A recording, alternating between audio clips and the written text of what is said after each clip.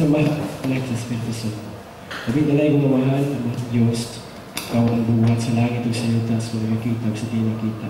Nagpasalamat kami kami mamahal, ninitak na sa kinabuhi, na makapadungog kami sa patulunan sa Santa Iglesia, may makaluwas sa mga kalag. Amahan pa sa iyo kami sa mga napasan, huwag data kami sa kalinaw, tagay kami gugma sa pagpaminaw o gugma sa pagkaibaw sa iyong mga balaang tinagawan. Amahan mo mga sa langit, pagday mo na yung mga nanumag kami ng hirian, matungo na yung pagbuti ni sa iyo tabi mo sa langit. Ang kalangan mo sa tagadlaga at kanang-kanadlawa, sala kami sa mga sala, ingon mo sa sayo kami sa mga sala kanamo, bilang kami itagyan sa kanalay, manawalawas sa kami sa dautang. Sa pangalan sa Anak, Espiritu Santo. Pwede tayo nag-gawin niya. Nag-gawin sa kausap mo niya. First time na rin na makatin ng Catechism. Nakatin na mag-last. So, salamat sa mga makatin niya. Si ALVIN GITAMONDOC ang Catholic Faith Defender nga mudagi dire, wala pa naabot. So, si QUILLOSA mumudakan sa itong weekly catechism niya. Ang iyang i-discuss karon about sa Christmas niya. Kaning Christmas, importante kini nato, especially likota. Nga, kung Pasko gani, lipayon kita kay yay, na nasa regalo. Ya, na nasa mga kalingawan. Pero ang essence sa Christmas, ang pinaka-message sa Christmas mo kanang pagkatao sa mga nubos, di ba?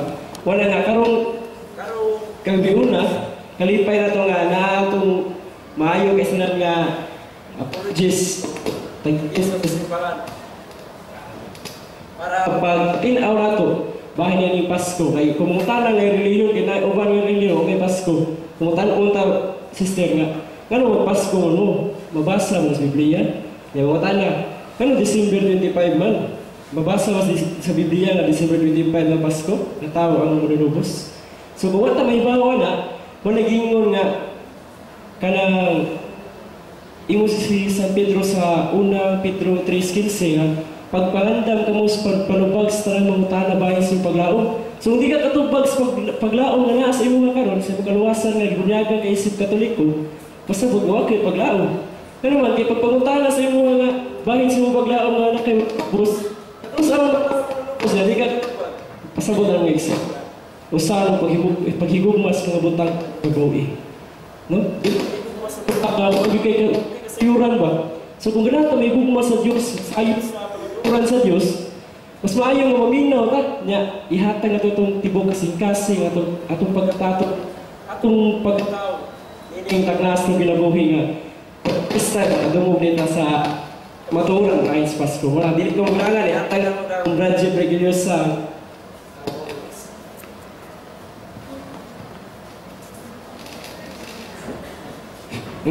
putol-putol naman nila. Basi, di ini putol-putol, basta ako na yung gamit. May gabi na yung tanan mga igsoon. Karon, kaya wak pa man maabot ang atong master. Ako na siyang amo, kung nga iya kong ipawan na diri, kaya aking suportar sa tangwak pa siya. Ako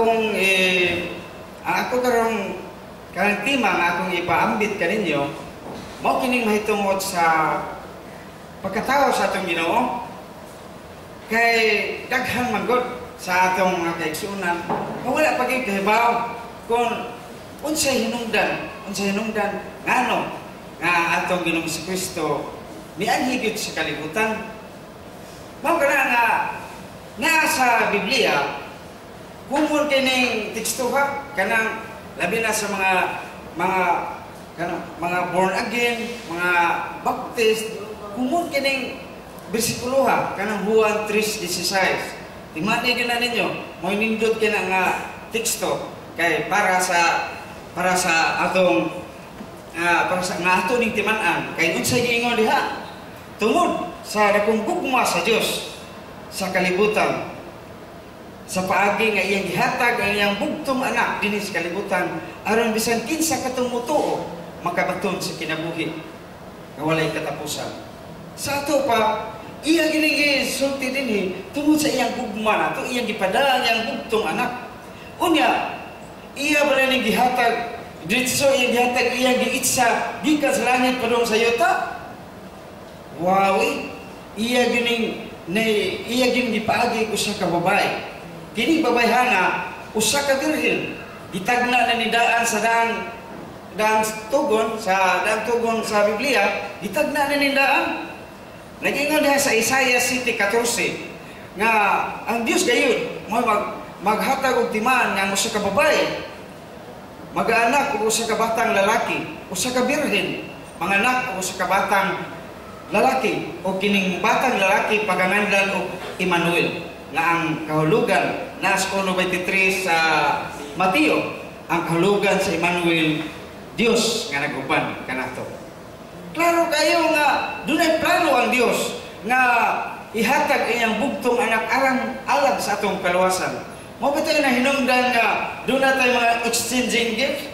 Gasa sa panahon sa Pasko doon na exchanging gift. Ano man, tungod kay ang Diyos may naguna-una ni iyang gihatag gasa na to alang sa tanang katawan. Siya naguna-una ning paghatag ngadto kanato. Mao na nakita usab natakda na ni nga sa panahon sa Pasko gihatag man niya ang iyang bugtong anak. Kita usab ginatagay ngadto sa matag usa kanato maghinatagay sila sa buhatag nga sa uban mo na doon na tay exchanging gift mo na nga mga kaigsunan din hinataw ang atong mga kalihukan sa Pasko nga mao kanang gitawag nato kanang mga Paskohanon ba alang sa pagpaabot sa Dios nga ihatag nga din sa kalibutan.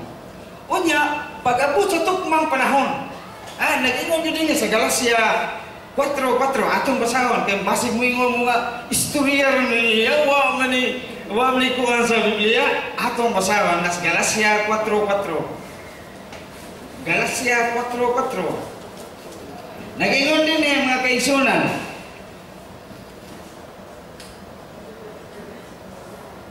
Apan pag-abot na sa tukma nga panahon, sa tawhanong inahan nataw ang usa ka bata. Klaro kay dinhi, nataw ang usa ka bata. Nataw diha sa tawhanong inahan, nataw ang anak sa Dios. Sa to pa klaro kayo nga kini di ay pag-abot sa anak sa Dios. Pinaagi gyud sa usa ka babaeng birhen. Kinsa man ning birhen? Mao si Maria. Kinsa man si Maria? Inahan ni Jesus. Kinsa man si Jesus? Mao ang anak sa Dios. Karon kining anak sa Dios nga miagi sa kalibutan, unsay ngalan ni? Emmanuel. O kanang Emmanuel, Dios nga naguban kanato. Tukma gyapon kini sa diha sa suwat ni San Juan kapitulo 1 bersikulo 1 ngadto 3. Nag-ingon diha nga sa sinugdan mao na ang pulong kauban sa Dios ug Dios ang pulong. Unya sa 14 ug ang pulong nahimong tao mipuyo uban kanato. Sa to pa mipuyo uban kanato, sa to pa Emmanuel kay Dios nga nag-uban kanato kay pulong ni ug kining pulong Dios ug mipuyo uban kanato. Sa to pa Dios nga miuban kanato. Sa to pa klaro nga kini si Jesus di ay anak ni Maria, mao di ay kini ang Emmanuel, Dios nga nag-uban kanato. Pero kini ubang mga atong mga kaigsunan di gyud mo tuo nga si Kristo Dios. Ang Dios mao gyud ang magluwas kanato. Kay kung tao lang kining bata nga natawo mao ni Kristo, kung tao lang ni siya kanang ordinaryong tao, dili siya Dios. Unsa man pagkaluwas na to nga Dios may magluwas na to? Matod pa sa 1 Timoteo 1:15, kita ang Dios na may maluwas ka na to, siya gayud may muanhi ug magluwas ka na to. Tagna ang daan dito sa Isaiah 35:4 nag-ingon diha nga ayaw kanang ang Dios gayud mao imo anhi aron pagluwas ka na to. Ug dunay mga timaan iniganhi niya. Unsay mga timaan iniganhi niya? Gisuwat lang gyapon na sa daang tugon mga kaigsunan na sa Isaiah 35:5. Nag-ingon niya nga iniganhi nini ang mga matas buta makakita, ang mga bungol makadungog, ang mga dila sa amang mag-aawit, ug ang mga bakol mulukso sama sa lagsaw. Dunay timaan iniganhi ning Dios. Unya karon pag-abot ning Dios nga mao si Kristo nataw. Unya naghimo ba sa mga timaan nga siya na mao ang Dios? Naa, iyang gibanhaw ang mga patay, iyang gipalakaw ang mga bakul. Mao ni timaan nga siya mao ang Dios. Busang nga kaigsuonan, kining pagkatao sa atong Ginoo nga mianis kalibutan duna sa katuyuan. Unsa iyang katuyuan aron sa pagluwas kanato. Mao kanaya dunay mangutana uban moingon nga 25 ba yun? Pitsa 25 ba yun sa Disyembre si Kristo na tao? Mo na pangutana niya lisod kini tupagkon kay wa pag December 25 dinis Biblia kay ang ganian to wa ila kuan pa man ilang kalendaryo kuno dili na mao kani karon sa to pa dili may tabo nga masuwat diri December 25 pero dunay kanang atong pitahon nga matulong gyud ni siya sa December 25 unsa man kining sa pagkatao ni Kristo sa dinggi pahibaw siya sa usa ka anghel miadto ang anghel ngadto Maria unya giingnan siya magmabdos ka o kanang imong isabak anak na sa Dios minsan ayaw kahadlok na atong basahon aron atong mapinta nganong na December 25 ni siya unya makatupag na ta sa atong mga kaigsunan nga mangutana nato na atong basahon sa Lucas 1:36 Lucas 1:36 Warang ko tulis ko piyura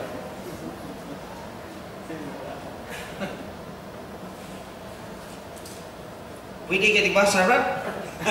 Tiguan na mo rin natin kita kayo. Lucas 1:36 Lucas 1:36 basahon ni Brad. Ang dinilo nga, hinumdumi ang imong pariente nga si 35 sa atin. ang angin mitubag mukunsad kanimo ang Espiritu Santo magpabili ng gahom sa Dios diha kanimo. Tungod nini tawgon nga anak sa Dios ang balaan nga bata. Hinumdumi ang imong pariente nga si Elizabeth. Giingon nga dili na siya mo anak, apan karon ikaunom na kabulan ang iyang pagsabak bisag tigulang siya. Klaro kayo nga magmagdos ka. Kanya himani nga ang imong ig-agaw nga si Elizabeth naa na sa ikaunom kabuan nga pagsabak. Sa to pa si Elizabeth anang pagmagdos ni Maria kay mao man pag kunsod sa kanang pag-abot sa anghel og giingnan siya mo kunsad kanimo ang Espiritu Santo ug magpabili diha kanimo ang gahom sa Dios magpabili diha kanimo ug timan-i ang imong igagaw nga si Elizabeth naa na karon sa ikanom kabuan sa iyang pagsabak. Sa to pa kinsa man gisabak ni Elizabeth si San Juan. Sa to pa si San Juan di ay maguwang og unom kabuan ni Kristo. Di man din maguwang og unom kabuang kay pagkunsa sa Espiritu Santo dito sa sabakan ni Maria si San Juan di ay unom na kabuang. Sa to pa si San Juan maguwang og unom kabuang sa atong Ginoong Hesukristo na karon ato pagkatao ni Juan. Sa to pa siyam na kabuang si San Juan kinatawag man si Kristo sa tulo na kay maguwang og unom. Sa maguwang sa to pa si Kristo tulo na kay pagkasiyam na tao man si San Juan. Di sa to pa siyam, di sa to pa maguwang mag-unom, di tulo na kabuang si Kristo sa pitsa 24 sa San Juan. Kaya San Juan mo man pagkatao ni San Juan katong igagaw niya si Elizabeth. Igagaw niya si Elizabeth, nagmabdos ni San Juan o pagkatao ni Juan pitsa 24 man sa June, Hunyo 24, sato pa mo ni ikasiyam ni San Juan, sato pa si Kristo. Tulo na kay maguwang si Juan, sato pa tulo na siya ka buwan sa June 24. Sato pa atong ipon pila may kuwang sigikan sa June 24 para matawag sa si Kristo. Unom sa gitulo man to siya na pagkasiyam ni Juan, tulo na. Kaya, puno na itong unom, aron matao na sa si Kristo. Tanawa? Atong ipon. Pagka June 24, tulo siya. Pagka July, upat. July, August, September, October, November, December, sa ito pa unong gabuan ang atong ipon. Sa ito pa June, July, August, September, October, November, December. Sa ito pa, December 24 ang ikasiyam na buwan ni Kristo. Unyan, abtan mag-alas 12. Kabantay mo na sa alas 12 ang takla. Nataw sa pasungan ang atong Ginoo.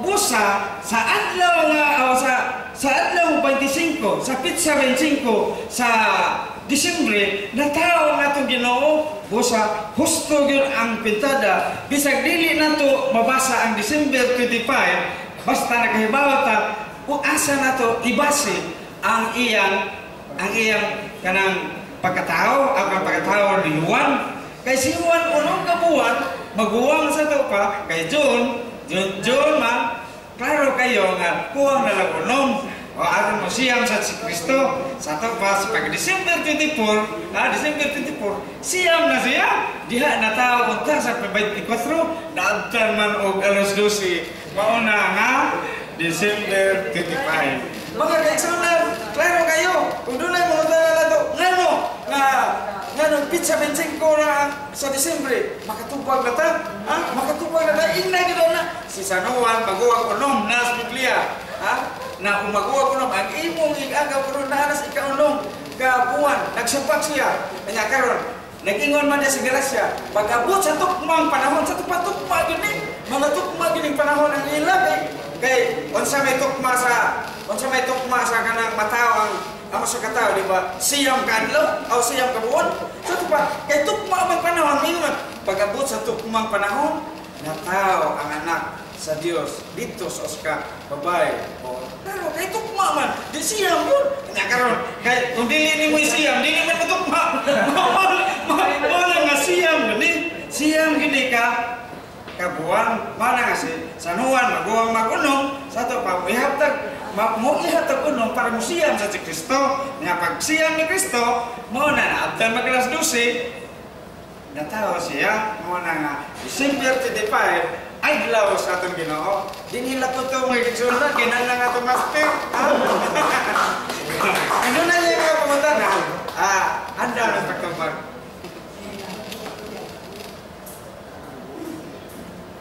Salamat po, Jeffrey. Dili ko master ba, Jeffrey? Usara ko master. Jesus Christ, Jude 1:3-4. Only one is our Master and our Lord Jesus Christ. By the way, bilibin na itong tanong, sorry kayo, nalip ko, no? Kaya daghang taglakaw sa. Nga, kaloy sa Ginoo, sige mo na itong catechism. We have also opened a catechism sa San Jose Recoletos every Thursday. You can also attend there, 5 to 7, same time yung there. And then, next year, we'll be opening San Carlos. There is a main University of San Carlos. And then, mupamit na sa ko karon kay it's Christmas time, no? Advent season. More about Blessed Virgin Mary and our Lord Jesus Christ. Last time, katong dito sa CCYM, sa inyong meeting room dito, kasi nalito last time. Agang meron, no? So, kung mga bago, yun ni karon. Di lang nato ito i-review, kaya balik-balik na. Sumuhan mo, no? Yun na lang itong i-kuhan sa ila, i-reflect. Maghimo na lang topic. It's about, gahapon, sa man ang atong celebration gahapon, Lunes. Immaculate Conception. And then, karong December 25, itong ingon ni Jeffrey, sa atong celebration, Christmas. Together with Christmas, the Protestants also have a doctrine called virgin birth. Kita sa dito usap tanyana, no? Na Christ was born without the instrumentality of a human father. Amen? Wala siya papa nga lalaki. Nya, dili siya mugna, pinagi sa pagkikilawas. Sex between man and a woman in marriage. Wala. Directly, he was conceived by the Holy Spirit. It is what the scripture says. Jesus Christ our Lord was conceived in the flesh through the womb, the Blessed Virgin Mary, by the power of the Holy Spirit. Matthew 1:18-20. Now, para ma-appreciate nyo kay kamo mga estudyante pa man, you are young. And we want to make our doctrine, our dogma of the church as concrete things that we can really, di lang ingon na to nga ma-benefit na to, but we can also enjoy even thinking and meditating. That's why we have catechesis, because the challenge of a catechist, especially for us Catholic defenders, the church tells us that among catechists, kami may pinakataas na katekista. ang Catholic defenders. In other words, the apologists, the Catholic apologists are the highest ranking catechists all over the world. Why? Because only apologists are given delegation by bishops. When bishop delegated apologist tells you something about the faith, it is as if the bishop is sharing to you about the faith. Bisan dili ko bispo, mura gyapon si bishop isa ka bishop ron. Kaya alam mo, Jose Palma mo, Jose Palma nagtudlo ninyo. Why? Because ang tunod-tunod sa obispado, may gitudlo gisamon ka na namo nga mga delegado sa obispo. Mao po among i-reflect sa inyo. And when the bishop teaches, it is always in concrete terms. Lingon mo, theology mo galing yung Brother ALVIN? No, you cannot find it in the seminary. Because theology is only written in theology books. That's why the Catechism of the Catholic Church is already translated into layman's terms, not only for bishops and priests, but for all of us layman. Babaeng lalaki, sa mga estudyante, as early as high school, you can already understand the Catechism of the Catholic Church. And good for us, we are gifted with Brother GITAMONDOC, our CFD National President. He has translated all the Catechism of the Catholic Church sa English into Cebuano. Panagsaray-lay ko makahimuan kamu ko na ba? Pisod kayo na nung Enrique, kung atagam sa Espiritu Santo. And if we are not bishop delegated, we cannot translate this. In English, kuning Catechism, naghimog Cebuano. Tanan yun the word. So anyway, let's go back to our topic. No, so much for that. Kung interested mo mo palit, doon lang ko later. Dili ni negosyo at aning tabang sa simbahan Katoliko, Catechism sa simbahan Katoliko in Cebuano. Now, let's go back to Immaculate Conception, to Jesus Christ, the Virgin Birth. These are closely interrelated with each other. Why? Because God is our Creator, di ba? Siya may naghatag na itong existensya. Without Him, we cannot have existence.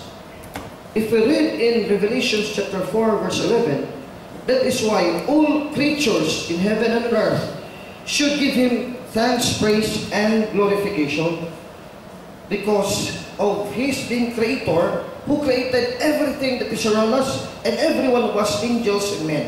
Revelation 4:11, for Thou art worthy, O Lord God, to receive glory and honor and power, for Thou hast created all things, and for Thy pleasure they are and were created. Amen? So, tungod na ang Diyos sa buhat ka na ito, muna nakabaton kita pagkakita. Kaya kung wa ang Diyos, wa ang talang takaroon, dili ka na nga tao tatong sa itong ginikanan. We are all dependent of our existence, on the existence of God Himself. Without God, we cannot be. Di kita kamataw ni kalbutan na. Remember that. That's why the purpose of a Christian life is to glorify, to thank, and praise God every minute, every second of your life, according to the Word of God in Revelation 4:11, as I have read to you just now. Amen? Kung nato ginimayaon permi pasalamatan, o katong daygon ang Ginoo, o pasilunggan sa matagutlo sa itong kinabuhi, itang segundo. Revelation 4:11. Now, what has this to do with the Immaculate Conception, with the Virgin Birth, with Christmas, when Christ was born? What has something to do with this? How can we know this concretely, that these are really true, these are reality, and what can we benefit from this dogma of the Catholic Church?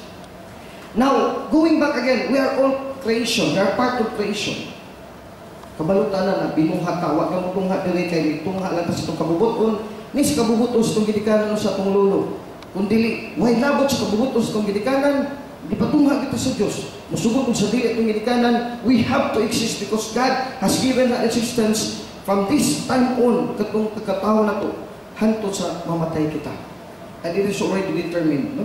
Why you exist? Because it's already determined.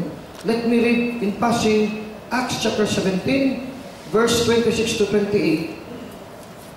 The scripture says, and hath made one blood all nations of men, for to dwell on all the face of the earth, and hath determined the times before appointed, and the bounds of their habitation, that they should seek the Lord, if haply they might fail after Him, and find Him, though He be not far from every one of us. For in Him we live, and move, and have our being, as certain also of your own poets have said, for we are also His offspring. For as much then as we are the offspring and children of God, We ought not to think that the God is like unto gold or silver or stone graven by art and man's device. Acts 17:26 to 29. Gibot na sa Diyos nga matao ta, no dili tao may nagbuot. Ang Diyos yun, way labot sa ubang mga binuhat. Bayisoon ang napatungkwil, kung asa ganit na matao, kinsang ginikanana. So you cannot choose your father and your mother. It is already willed by God, by the omnipotent will of God. Wasa ka makabuot nga, matao ka sa Italian, a Russian, or an Argentinian, kitang tanan din karon nga nag-catechism, naminaw mo karon. We are being willed by God to be born as Filipino. Kamugi, will mo sa Ginoo mag-eskwela mo sa UC. Ako ni-graduate ko sa UP. It is already willed by God. Nga makaabot ko diri, maabot ko biliran ng apostolate. I go many places as a catechist, as a CFB, doing apologetic seminar. Kamusta, diri mo nili ka campus, and your boarding house, and your family, in the city, kaya gitawag mo diri. I-set na sa Ginoo ang inyong appointed places and appointed times, according to what I have read in Acts 17:26 to 29. And then even our days already are numbered. Di na takabot sa itong edad. Nga Brad, gusto nyo ko, mabuhin ko ba daw 100 years? No, we cannot say that. We cannot, di ta pangingon sa ito kagalingon nga, isagun sa nato o ka dato, o daghan tag vitamins, daghan sa kitang exercise, that we cannot live that long. Why? Because in Psalm 139 verse 16, Jesus says, God says, Thine eyes did see my substance, yet being imperfect, and in thy book all my members are written, which in continuance were fashioned, as yet there was none of them. Psalm 139:16. All my days are numbered. Bisa na imong physical, ang imong naong, ang atong naong dagway, nahibaw na siguro yung ini na kita. No? Kunya, ang atong adlaw sa itong kinabuhi, na numbered na sa ihap na, it cannot change anymore. It cannot be lesser, and it cannot be higher than what God has determined for us. Psalm 139 verse 16. Now, going back to the Immaculate Conception and the Virgin Birth at Christmas, we know for a fact that in Genesis chapter 1, God created everything good, very good. Genesis 1:31. Wala gid autan, wala sala. Genesis chapter 2, it was a Garden of Eden, Garden of Delights, Garden of Pleasure. It is a paradise. In Genesis chapter 3, the paradise and all that is very good has been corrupted by the devil, sin, and human disobedience. That is why there is what we call the phenomenon, the reality of sin, sin. Now, creation was deformed. Na daot ba, namaot ang gibuhat sa Ginoo tungod sa salas taon sa yawa. Kaya nagkumbuya man ni covenant of death. Kung nagkumbuya ang yawa o ang tao nga musukol sa Ginoo. In Wisdom chapter 13 verse 1 to 9, God is the author of everything that is beautiful, everything that is true. Diba doon ay poem na nagkong, truth is beauty, beauty is truth.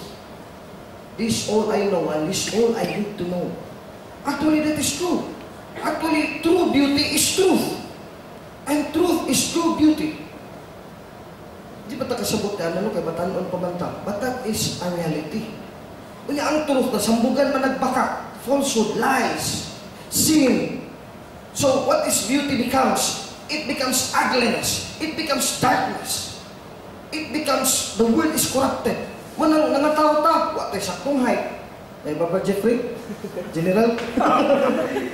Kasi Jeffrey mo kailan gusto gini mo 5'11" para ni Jesus. Ako sa gali, di ko saktong height. Kaya pila naman ko 5'3", gusto niyo ko ma 5'11". Talang niyo, tadi lang kami Jeffrey. Patisan mo.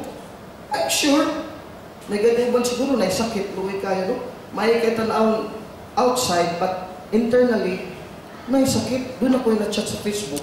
Kasi sir, pwede tabangan ko nimo, yang ko nimo, kaya you are a religious man. Kung sa may imong reliyon day, Iglesia ni Cristo. Nga noon sila mo problema day. Yung sa I'm 21 years old, as young as I am suffering from rheumatoid arthritis.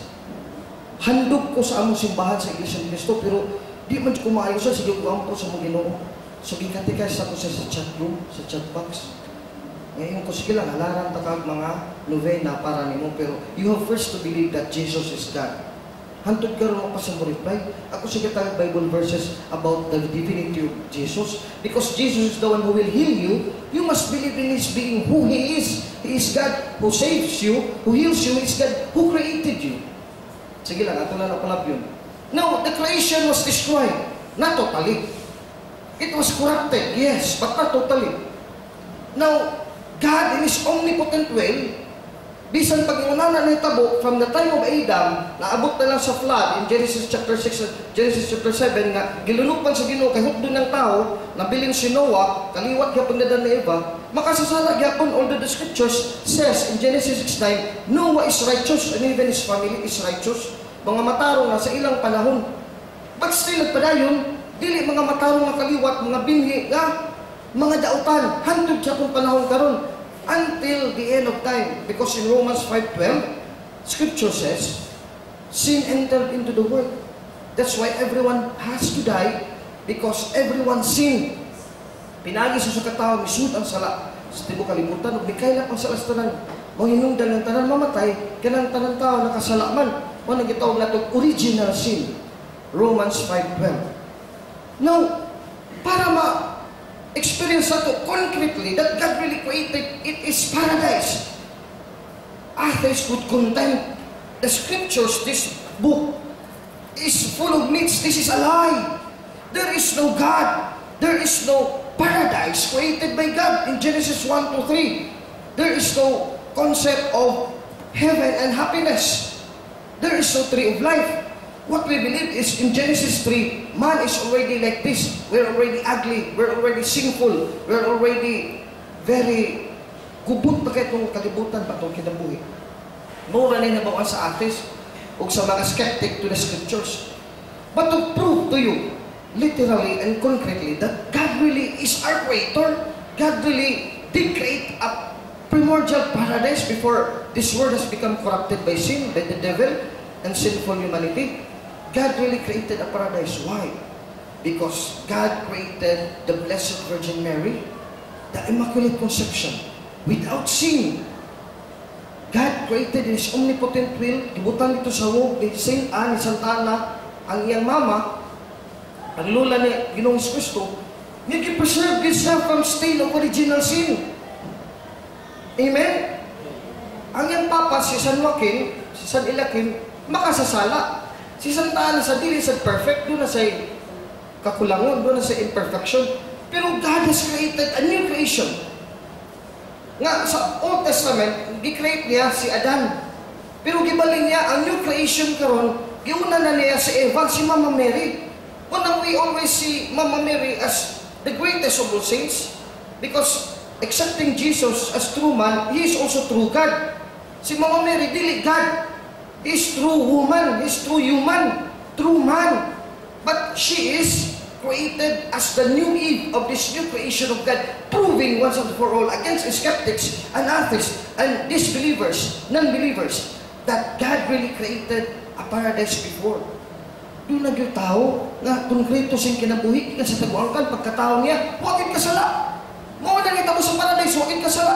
Pero gitintal sa siyawa when she grows older, si Mama Mary, gitintal sa siyawa, pero huwag niya siya makasala.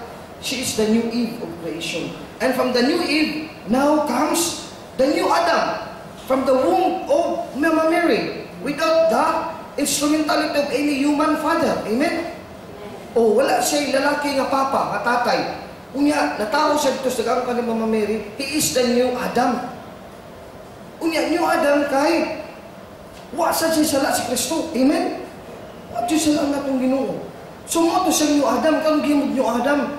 Unya, by their perfect union, the new Adam and the new Eve, by not sacramental matrimony nga buhaton anang magtiayon banag lang asawa nga kasunod pare sa simbahan, it is a mystical marriage union.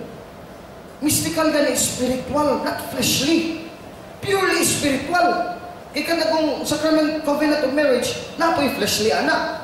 Kaya gani mo disqualified gani ka, dili ka kana ang lalaki pananglitan siya potent, disqualified, you cannot be married. Ang babae is impotent also, they disqualified son. There are reasons for the church for that, pero di na ito na i-dig deeper later on. Next year, I will share to you about these things. Mga contemporary issues. While the CFD youth will teach you about the 20 doctrines sa atong CFD manual. By and by, makakatunin mga butang na contemporary issues together with the doctrines of the Catholic Church. Contemporary issues like sex, love, relationship, etc. We have to know these things as early as you are so that you can not be bombarded by evil things of this world. You can already be insulated by the Word of God. Amen? Next year ko pala himuon. Now, coming back to Virgin Mary, the Immaculate Conception. How can we know that it is true?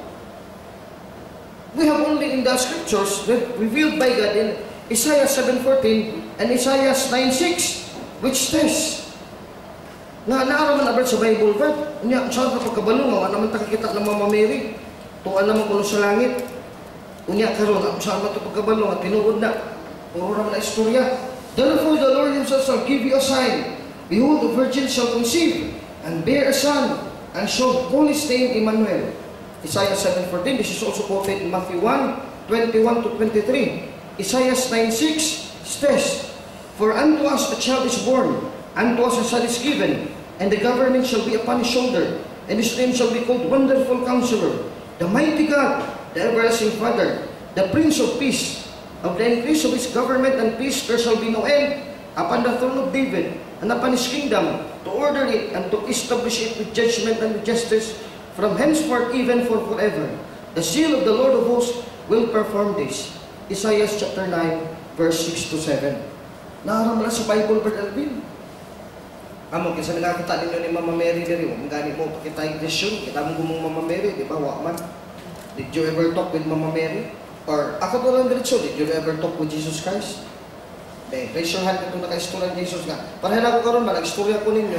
Kanos aman si Jesus, nag-istorya ninyo. Gulang naman tang tanan. Kamu mga about 18 na more, 17.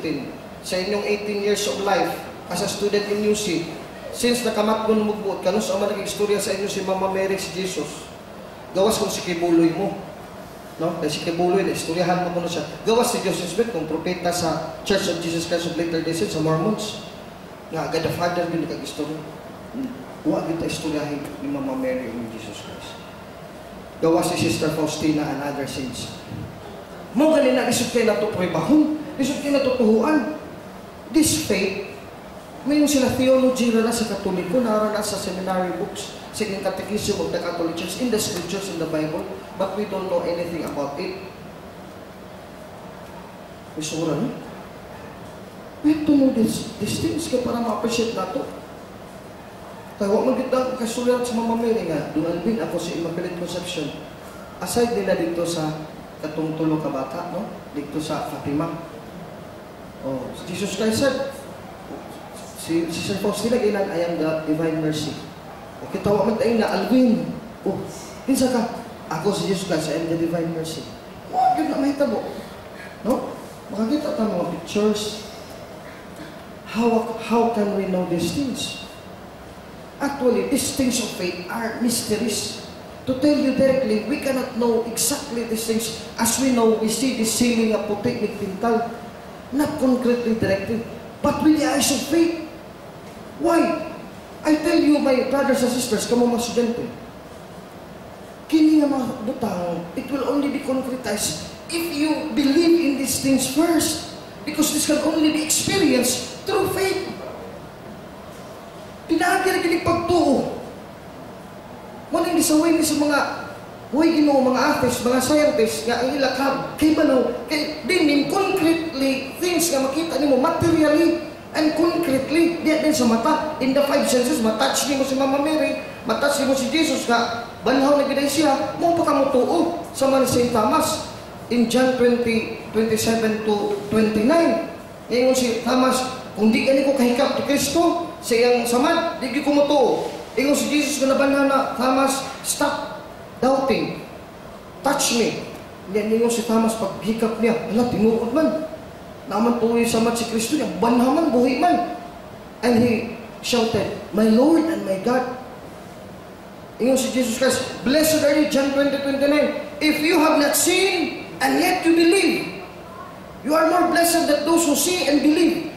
More blessed art thou when you have not seen, and yet you believe. That is faith. We have not seen these things. But the effect of these things, I tell you, if you go with the faith, munang pagtuo, ihatag sa dunya, kay pagtuo mo na mag-experience ato sa mga spiritual things, if we do not possess this faith, and we do not believe in this faith that Jesus gives through the church, through the sacrament of baptism, and we do not have this faith in our lives, nga wala kang tuo nini nga pagtuo, nga wala kang mulakaw nini nga pagtuo, we cannot experience the reality of faith. That is the leap of faith, the challenge of faith. That is why those atheists, they need to have a leap of faith. Nagikan sa mga sila pagtuo totally, kinahanglan mo ambak sila sa pagtuo. Bisa na lang pagtuo lang usa, without the proof. Hebrews 11:1. I will read to you. But what ko mahuman ngayon ko, I promised you earlier before that I will give you the concrete things, how we know that these things are reality, and these are true. Pero dili sa faith magsugod. Hebrews 11:1, if you read in the Bible, now faith is the substance, the reality of things hoped for, the evidence of things not seen. Hebrews 11:1, take note. Ang pagtuo ko no, may makita, ngayon mo ebidensya sa mga butang na dili makita. Ang unod, ang realidad, ang substansya sa mga butang nga atong gilauman, we hope for. For example, eternal life, heaven, these are things we hope for. These are things of faith. These are all spiritual things. We cannot see these things because everything about faith is spiritual. And we are now presently physical.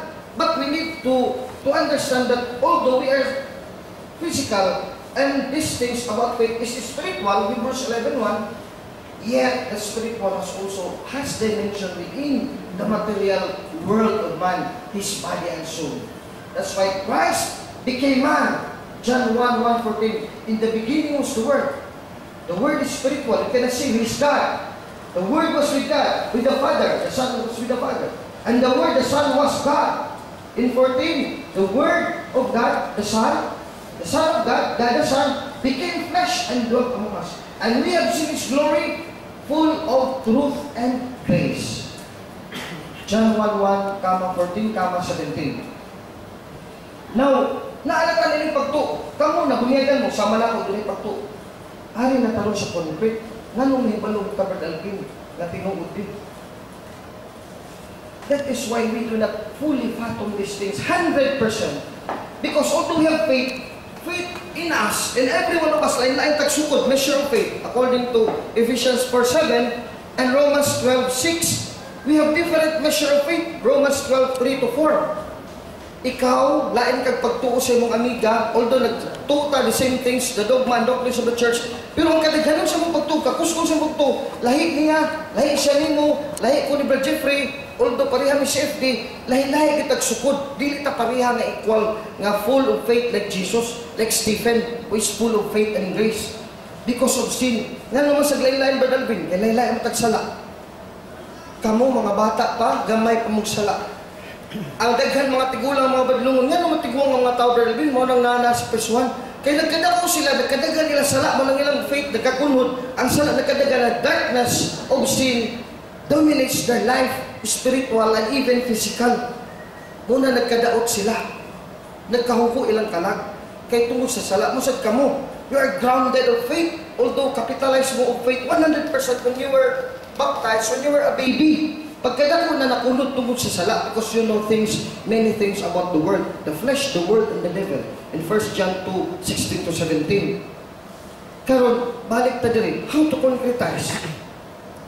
Dili, by faith, di nato dili sa ma-appreciate ang Immaculate Conception, Virgin Birth, the Incarnation, Jesus. These are our dogmas and mysteries of the Catholic Church. Kung dili ta mo limpyo sa itong kagalingon. That is why the advent, the coming of the holiness of God in our lives, it is said by St. John of the Cross in his ascent to holiness. Ingon siya, the dark ascent of the soul.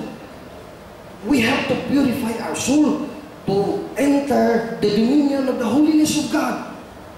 Hangtod karon nga wa pa nato i-welcome ang Ginoo iyang pagkabalaan sa kinabuhi because we stay live in sin. Mura tagbaboy 2 Pedro 2:22 nga nagwanang lang yapo sa lapok, sa alag, sa kahugaw, sa sala. We cannot concretely appreciate these things although we have faith. Faith is not enough. But faith must We have to continue. Di ginatulad ang tango ng pagtuo. Kaya mo na to capital to grow up to God, to welcome God. Mo ng Advent is to welcoming of the holiness of God. That's why there is a new creation, because welcoming the paradise, whereas there is new Eve. Si Mama Mary, why sala? Di conceive si Ginoo. Immaculate Conception. Si Jesus Christ, conceived by the Holy Spirit, wasing sala, bagong Adan. Mo-welcome na sa kinabuhi, so we can be part of the paradise. And until now, we cannot be part of paradise, the relative paradise that God has created in the new Adam and the new Eve, because we tend to stay in sin. Muna gusto siya, wak magsigil ang dito diri sa atong, kung sa pigpen pa, pigpen, sa butangan ng sa baboy, diha agad ka, di ka pagawasong siya, wak. Every one of us, appeal si Brad Alvin Gitamondo. Every one of us, because we are imperfect. Ako doon ako ko'y sala, kung itong muduhat, dagan ko kumpisalan. It is a constant struggle against sin and the devil. To welcome Jesus in us, to welcome holiness, to welcome this paradise, and all these things we will understand later. Now, the most important thing I tell you about faith, it is this. You need to have this wisdom. Not only from being a reasonable faith, but really this wisdom, we have to accept this wisdom from God. In 2 Peter chapter 1, St. Peter tells us these things. 2 Pedro kapitulo 1, versikulo 2 Peter's 1 Peter 2 Peter's chapter 1, verse 5. And beside this, giving all diligence, add to your virtue, and to virtue knowledge. Yan lang sa ito. Okay, dadyan pa kayo na yung butang. Actually, 9 things siya. Virtue gani, when we mean virtue, muna yung mga virtue, wisdom, these things we cannot see. These are all spiritual things. We have to accept it by faith. Kung na kayo faith, mudawat kag virtue. Kung sa lang virtue, wisdom from God. You have to know the knowledge of God. Tanawag, akong gibasa pagbalik, no? Faith, virtue, and to virtue, knowledge. When the scripture says knowledge, it is not human knowledge, science, about commerce, about medicine, about law. It is about knowledge of God. It's the same thing as wisdom of God. The virtues of God, it is one in God. All His virtues are one. You have to have these virtues. Now, unsa man na pagkadawat na to, Brother Alvin, ng wisdom? Knowledge. To know the revelations of God. Read the Bible because it is wisdom. Hosea 6:6, knowledge about God is more important than any sacrifice that you can do to God. Hosea 6:6, the prophet says. Muna ang revelation of God, mahal mo na nimo to gain. Na naka-effect, natuko na ko Ginoo. Then, natuko Ginoo, I have to know the revelation of God, the written word, the Bible. To know this, to read this, to understand this by heart, the traditions of the church, to follow the magisterium of the church. Muna siya ang revelation of God in my life, to have that wisdom. Without that, after faith, you cannot appreciate virgin birth, you cannot appreciate Immaculate Conception. Now, the saints, these are very exemplary people. They have already accumulated all the necessary things about the revelation of God. They are full of wisdom. Even St. Stephen was in Acts chapter 7, verse 50. He was full of grace, full of wisdom. Puno sa kaalam, Acts 13, 1-3, katong pito ka diakono, mga puno sa Espiritu Santo, puno sa kaalam, puno sa grasya.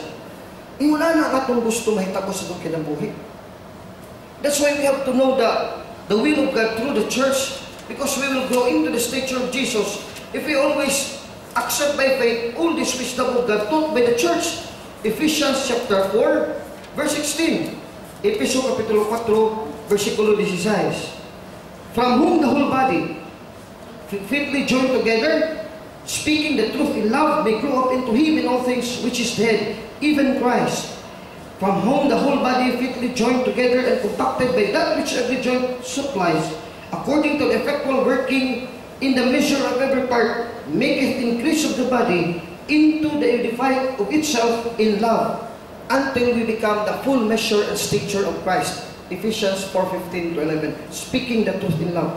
Now, pag nara kay pagtuo, mudro ka sa kaalam, sama na nga ang kaalam sa Ginoo sa langit, musuod di sa imong kalat, sa imong lawas. Kung material ka nga tao, uludod ka, carnal ka, fleshly ka, you cannot have this wisdom. Bangila na siya, mga worldly wisdom na yun kutob. Puro ra, material possessions, fame, ambition, beauty, worldly, money, material things. Diyan nakakutog na play, malay mo pigpen, mo lang imong kanang prisuhan. Di ka kagawas diya. Pero when you have wisdom, that is beginning of your freedom from the sin, the flesh, and the devil. Kaya masudlan ka alam sa Ginoo. And to know these things, the wisdom of God, is enough for you even to be, that God will be happy looking at you, at your soul, that you have that faith in your soul, and you have also that wisdom, that you believe that wisdom of God. God, I believe in the Immaculate Conception of Mary, even though I have no proof whatsoever. Kung tinuod ba na, God, I believe in the virgin birth of our Lord Jesus Christ. Even if I have no proof, then I am already pleasing my soul, because wisdom is in my soul, in my will, and in my intellect, in my body, in my flesh. Then I am already connected with God, and I am pleasing to Almighty God. So my justification begins when I have faith, and when I added virtue and wisdom to my faith. Now, let's go back again to the saints. These are people who have really fully embraced the full revelation of God in tradition, by being obedient to the magisterium and in the scriptures. Walay santos nga dili may gugmaon sa Biblia. Puro gina sila mga Bible readers, Bible lovers. They are Theophilos, Luke 1:1, Acts 1:1. They are God lovers. God lovers gani ka. Di pa mo makita ang Diyos. Ang iyang pagpadayag, higugmaon mo kay mao ni expression sa iyang pagkanaa, ang kasulatan, ang tradisyon, ang panudlo sa simbang Katoliko. The church itself is the body of Christ in Colossians 1:18, of which Christ is the head. Colossians 1:18, Ephesians 1:22-23. Now, kini mga santos, hindi pa malandungan, the lives of the saints, I was so struck and so dumbfounded. Bilib ko ni matawhala. How did he come to discover holiness? Yun sa nila pagkakatun ng pagkabalaan. Hantod karon ako man takasabot unsa din ang pagkabalaan. Kabalota, Santo Domingo, Santo Vicente Ferrer, Santo Niño. Pero unsa man ginang santo, pagkabalaan. Actually, to tell you directly, holiness is the life of God Himself. Every virtue, every good things, every truth, everything beautiful is in God. And that is the power of holiness in our lives. Muna, ang imong kagaling mo laksot pagka kay di ka kapugong sa imong nauna, sa imong baba, sa mga panutuhin ng mga dautan, it is still imperfection. And I am also part of that imperfection. I also get angry. I also say words that are foul words. Kita tanan. Ako, kamo, mausad ng mga santo. Mga santo, dili ko sila mga perfecto. Naningkang mo to sila pang being imperfect to reaching, not only reaching to God, but welcoming the holiness of God na gipatuhot na sa gikan sa langit ngadto yuta. In Psalms 85 verse 11, na ang katarong sa Dios mikitip ikat sa langit ngadto yuta. Iyan gipakanaog. Unya wa man mo welcome. John 1:9. Nani sa Kristo sa ikugaling katawan, wala gani sa dawata. Bisan sa ikugaling katawan mga Diyo. Pero bisan kinsa kami dawat kaniya, John 1:10-12. Kaya tagad katungod nga mahimong anak sa Diyos. Dili sa kabubuton sa tao o kabubuton sa unod nun, kundi kabubuton ng espirituhanon sa Diyos mismo. John 1:12. Ingunan ang natabo ka nato karon. We have to grow in faith. We have to struggle between the sin, the flesh, and the devil. Because what the saints discover is that even in this life, we can discover that there is really truly paradise. And when we have all these things, all the revelation of God, practice it in virtue every day of your life. Doon na gani bata pa, kasi nanibawa din yung nasantos nga bata pa. Saint Dominic Sabio, usap. Ang atong garion, santo. San Pedro Caruso, he's a youth. During that time, he's martyred. This is what happened when a person opens himself, no matter how sinful we are. But when we open ourselves to God, God, I am a sinful being. Muna yung usap sa born again, actually this is Catholicism. Welcoming the holiness of God in your life, even amidst the temptation of the devil. The greatest temptation of the devil is to kill you, to let you die. Alvin, kung di ka mulod sa kutubangan karon, ako si Lucifer, kung gamana ng kalibutan na, kanong patyon ta ka. Kung siya kung priba patyon ta ka, kaya pagano, nagdala nagsundan, dunggab din mo, luhod na. See? Kung dili ka mada sa yawa, o mga butang, laptop, guwapo nga uyab, mga kwarta, bahandi, kung di ka madala na nga mulhod ka siyawa, 1 Corinto 10:20, kay pag Diyos sa kusang butang pagluhod man siyawa, pagsimba siyawa, adto kaniya kaludon sa kamatayon, sa sakit, sa problema, sa balatian nga masakitan ka, hurts, pain, so that your soul will succumb to the devil and then you will kneel before the devil and surrender. Surrender na ka, pildi na ka sigira, patay ka na siyawa. That is what the saints have discovered as early as they are. The greatest temptation, like Jesus, he was tempted to die on the cross, but he survived. Ni padayon nilawtay siya. Most of mga santos, they survived as early as Saint Dominic Savio in his life as a youth, as early as San Pedro Calungsod. He has been a martyr in Guam Bato. Oh, sa iyo pa kayo siya kinabuhi, batanon pa, sama ninyo ka batanon, because he realized at that time to be welcoming all the holiness of God. The advent of God falls from heaven. Every spiritual blessing falls to a person who is a saint. If you are becoming a saint, every day, even in sin, anam-anam mo hugasan na ang imong sala sa pulong sa Ginoo. Juan 15:3, Isaiah 1:18, pakikistorya kanunay kanako imong ng Dios, pakiglaho lantugi kanunay kanako, hunahuna akong kanunay, pamatudi akong balaod, bisan makigbato ka tungod sa imong sala. Reason with me, and by reasoning with me, I will make your intellect, and then your will be cleansed by my power. Ang tao nga di gani ka mo communicate sa Ginoo, di ka mo ampo, di ka mo istorya, di ka mo welcome, piniragin kang sala mo pilit. Satan will always be there, even the seven capital sins. The demon of lust, the demon of greed, the demon. These are 7 horns in Revelation chapter 13 of the devil. Idugsa nga sa mong kalag, kitang tanan, samdan ta anak. 7 kasungay sa yawa. Di ba? Kasamin ninyo dili garboso. Kita tanan garboso, bisag ako. Hambugiro sa ko. Kita tanan. Wala gin mo exception diya. Basin ikaw rabat, kami dili. Kita tanan nila. Kay 7 horns of the devil na Diyos lakanta, greed, lust, error. Kining 7 ka capital sins. Now, the saints has this to welcome the holiness of God. They have made their life, every minute of their life, for this realization, the wisdom of God, the faith that was given to them as a gift from the Catholic Church. They welcome Jesus as their Lord and Savior. And then, every minute and every second during that time, especially in their martyrdom, they have already experienced fully the advent of Jesus in their lives, the birth of Jesus, the Immaculate Conception, all the dogmas of the Catholic Church, all this light has come into view. And now they have ascended actually into the spiritual heavenly place, and they see paradise in the full parlance of the beauty of God. Samtang di kita maningkamon, sisters, brothers, we cannot see this view from above. We will always be below. Mura gina itong pigpen, kung di kita mo ascend the wisdom of God, the knowledge of God. That is why we must have catechesis as young as you are, so that you can be like Dominic Savio, you can be like San Pedro Calungsod. That these things that I have told you from the bishopric, sa obispado ni, sa panudlo ni sa mga Katoliko, akong girelay dahil ninyo, although unworthy sa ko, makasasala sa ko, same as you, then you will also grow in holiness. Have you understood what is holiness? It is the life of God. God is all holy. It is as the Scripture says in Revelation 15:4, Thou alone art God, Thou alone art the Holy One. Ikaw ay bugtong nga balaan.